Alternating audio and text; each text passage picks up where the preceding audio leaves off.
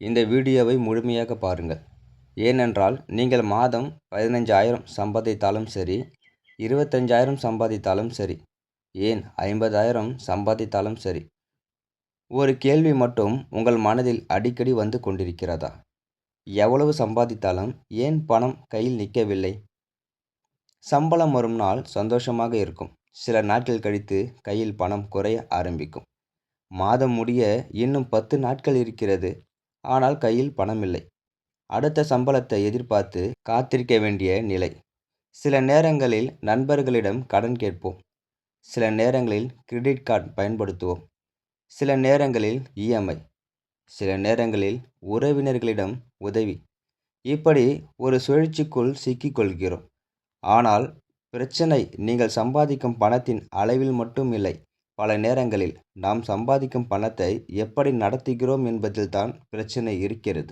இன்று இந்த வீடியோவில் பணம் கையில் நிற்காமல் போவதற்கான 7 முக்கியமான தவறுகளை பார்க்க போகிறோம். அதோடு அந்த தவறுகளை எப்படி மெதுவாக மாற்றுவது என்பதையும் பார்க்க போகிறோம்.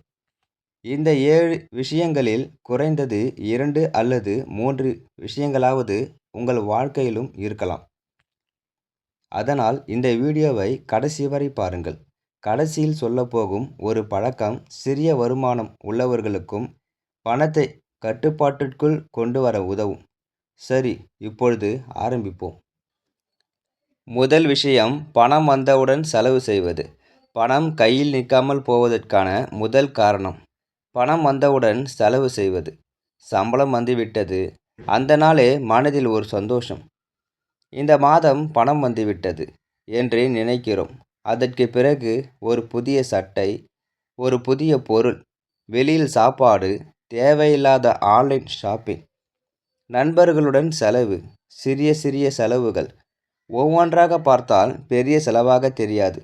ஆனால் மாதம் முழுவதும் சேர்த்து பார்த்தால் அதுதான் பெரிய தொகையாக இருக்கும். ஒரு உதாரணம் பார்ப்போம். ஒருவர் மாதம் 25,000 சம்பாதிக்கிறார் என்று வைத்துக்கொள்வோம்.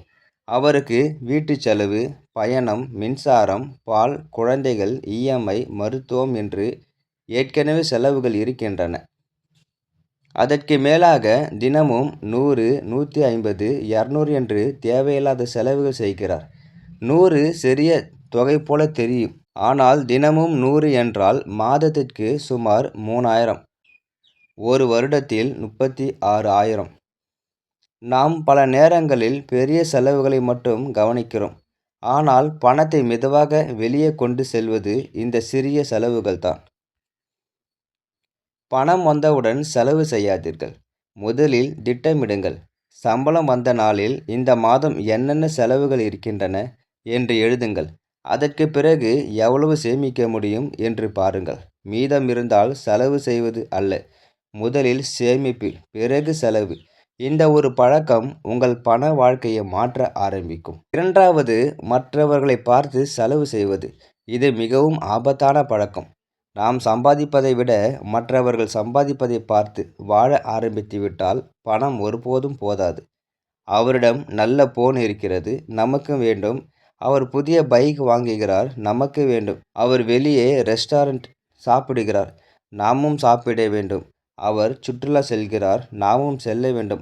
அவர் புதிய ட்ரெஸ் வாங்குகிறார், நாமும் வாங்க வேண்டும். இப்படி மற்றவர்களின் வாழ்க்கையை பார்த்து நம்முடைய வாழ்க்கையை அமைத்து கொண்டால் நமக்கு எவ்வளவு பணம் வந்தாலும் போதாது.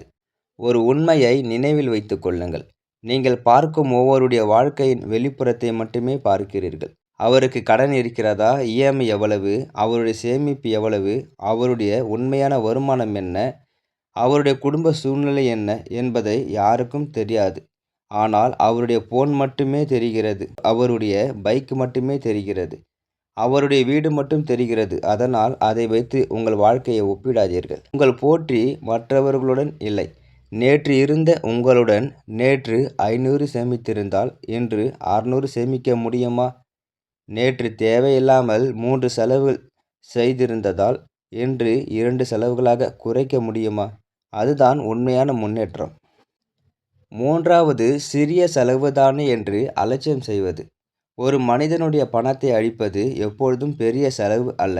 பல நேரங்களில் சிறிய சிறிய செலவுகள் தான். ரூ. 10, 20, 50, 100, 200 என்று சொல்லிக்கொண்டே இருப்போம்.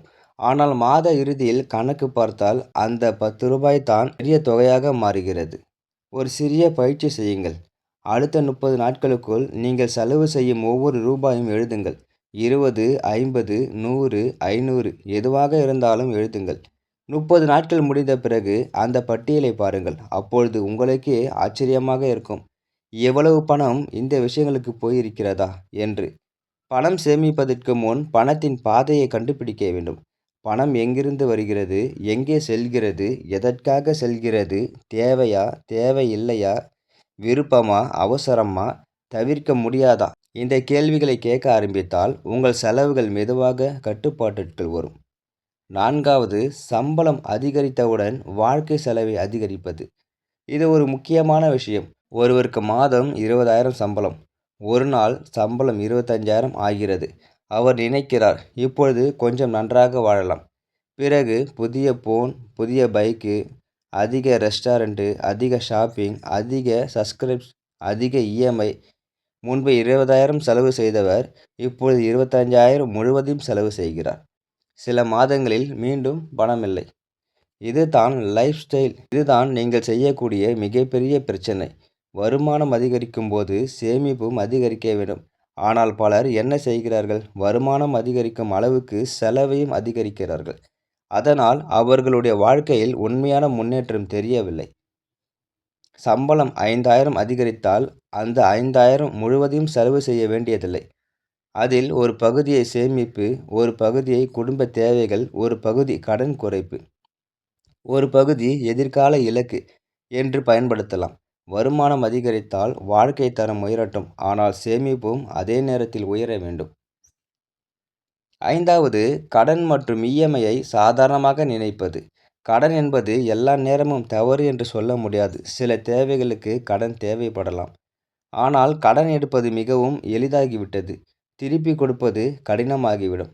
ஒரு போன் வாங்க இஎம்ஐ, ஒரு டிவி வாங்க இஎம்ஐ, ஒரு பைக் வாங்க இஎம்ஐ, ஒரு பொருள் வாங்க இஎம்ஐ.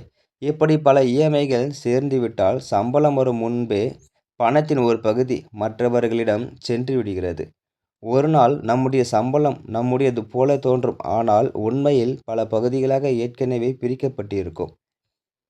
வாடகை, இஎம்ஐ, கடன், கட்டணம், வட்டி, பிறகு மீதம் இருப்பதை கொண்டு குடும்பத்தை நடத்த வேண்டும். அதனால்தான் இஎம்ஐ எடுப்பதற்கு முன்பு மாத தவணை மட்டும் பார்க்காதீர்கள்.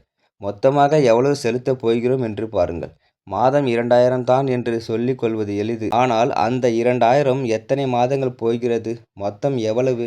அந்த பொருள் உண்மையில் தேவையா என்று கேளுங்கள். 6வது, சேமிப்பை மீதம் இருந்தால் செய்வது. இது பணம் கையில் நிற்காமல் போவதற்கான மிகப்பெரிய காரணங்களில் ஒன்று. பலர் சொல்வார்கள், இந்த மாத செலவுகள் எல்லாம் முடிந்த பிறகு பணம் இருந்தால் சேமிக்கிறேன். அப்படி செய்தால் பல மாதங்களிலும் சேமிப்பு இருக்காது. ஏன்? செலவுகள் எப்பொழுதும் இருக்கும். ஒரு மாதம் மருத்துவ செலவு, அடுத்த மாதம் குழந்தை செலவு, அடுத்த மாதம் வீட்டு செலவு, அடுத்த மாதம் ஒரு விழா, அடுத்த மாதம் பழுது. அப்படி பார்த்தால் இந்த மாதம் சேமிக்க முடியவில்லை என்று வருடம் முழுவதும் சொல்லிக்கொண்டே இருப்போம். அதனால் ஒரு சிறிய மாற்றம் செய்யுங்கள். வருமானம் வந்தவுடன் முதலில் ஒரு தொகையை ஒதுக்குங்கள். அது 500 இருக்கலாம், 1000 இருக்கலாம், உங்கள் சூழ்நிலைக்கு ஏற்ப இருக்கலாம். முக்கியமானது தொகை அல்ல, பழக்கம்.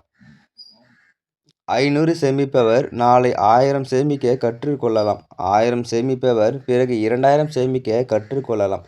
ஆனால் ஒரு விஷயம் முக்கியம்.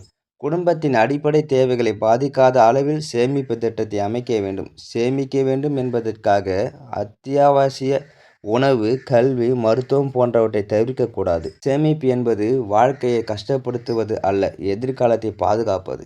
7வது, பணத்திற்கு இலக்கு இல்லாமல் இருப்பது. பணம் சேமிக்க வேண்டும் என்று மட்டும் சொன்னால் போதாது.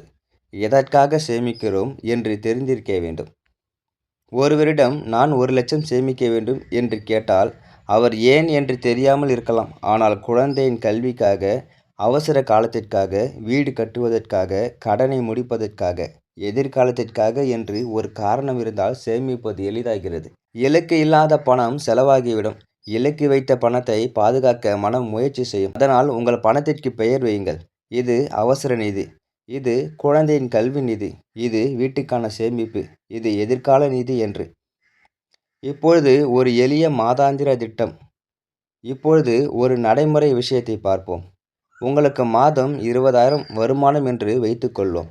அந்த 20,000 முழுவதையும் ஒரே இடத்தில் வைத்துக்கொண்டு செலவு செய்வதை விட முதலில் பிரித்து கொள்ளுங்கள். உதாரணமாக, அத்தியாவசிய செலவுகள் 60%, சேமிப்பு எதிர்கால இலக்கு 15%, கடன் குறைப்பு 10%, தனிப்பட்ட விருப்ப செலவுகள் 10%, அவசர எதிர்பாராத செலவுக்கான இடம் 5%. இது ஒரு பொதுவான உதாரணம் மட்டுமே. உங்கள் குடும்ப நிலைக்கு ஏற்ப சதவீதத்தை மாற்ற வேண்டும். பணத்தை பற்றிய மனநிலையை மாற்றுங்கள். பணத்தை சேமிப்பு என்பது கணிதம் மட்டும் அல்ல, மனநிலையும் கூட. என்னிடம் பணம் இருக்காது, என்னால் சேமிக்க முடியாது, எவ்வளவு சம்பாதித்தாலும் போதாது என்று தொடர்ந்து நினைத்தால் நம்முடைய செயல்களும் அதற்கேற்ப இருக்கும். அதற்கு பதிலாக, என்னிடம் இருக்கும் பணத்தை நான் ஒழுங்காக நிர்வகிக்க கற்றுக்கொள்வேன் என்று நினையுங்கள். பணம் குறைவாக இருந்தாலும் ஒழுங்கு இருக்கலாம். வருமானம் குறைவாக இருந்தாலும் சேமிக்கும் பழக்கம் இருக்கலாம். பெரிய சம்பளம் இல்லாவிட்டாலும் தேவையில்லாத கடனை தவிர்க்கலாம். முக்கியமானது, நாம் எவ்வளவு சம்பாதிக்கிறோம் என்பதோடு எவ்வளவு கையில் வைத்திருக்கிறோம் என்பது முக்கியம். உங்கள் கையில் பணம் இருக்கட்டும், அதைவிட முக்கியமாக உங்கள் பணத்தின் மீது கட்டுப்பாட்டு இருக்கட்டும். உங்கள் குடும்பம் மகிழ்ச்சியாக இருக்கட்டும். உங்கள் குழந்தைகளின் எதிர்காலம் சிறப்பாக இருக்கட்டும். உங்கள் உழைப்புக்கு நல்ல பலன் கிடைக்கட்டும். உங்கள் வாழ்க்கையில் நிம்மதியும் வளர்ச்சியும் வளமும் நிறைந்திருக்கட்டும். மீண்டும் ஒரு பயனுள்ள தமிழ் மோட்டிவேஷன் வீடியோவில் சந்திப்போம். நன்றி, வணக்கம் நண்பர்களே.